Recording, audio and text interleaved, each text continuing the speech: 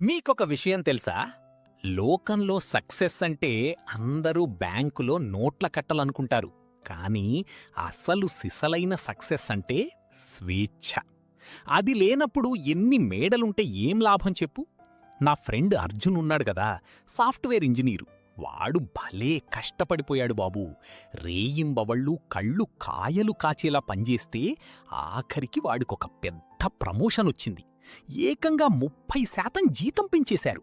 ఇంట్లో వాళ్ళు, చుట్టుపక్కల అందరూ ఒకటే పండగ చేసేసుకున్నారు.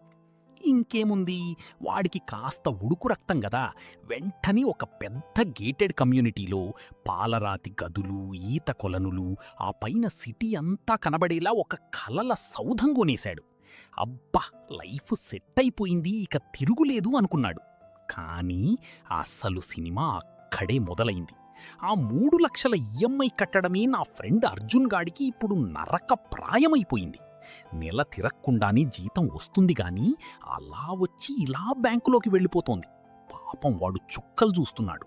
ఆ ఆఫీసు మేనేజర్ ఉన్నాడే, వాడు అర్జున్ గాడిని ఒక బానిసలాగా గొడ్డును బాదినట్టు బాధేస్తున్నాడు.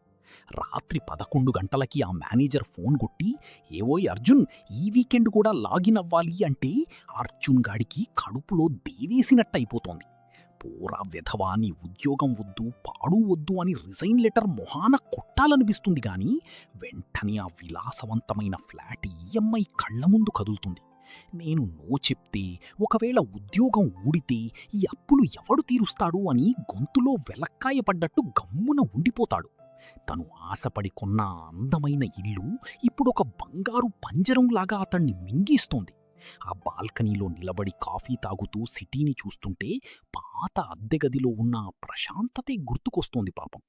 పేరు ప్రఖ్యాతుల కోసం తన మనశ్శాంతిని తాకట్టు పెట్టేశాడు అర్జున్.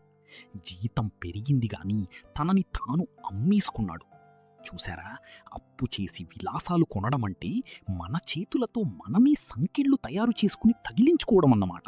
ఒక్కటి గుర్తుపెట్టుకోండి, కొండంత జీతం కన్నా ₹1,00,00,000 ప్రశాంతతే ఎప్పుడైనా మిన్న. మన మనశ్శాంతిని మింగేసి ఏ విలాసమైనా సరే అది మనల్ని బంధించే ఒక అందమైన జైలు మాత్రమే.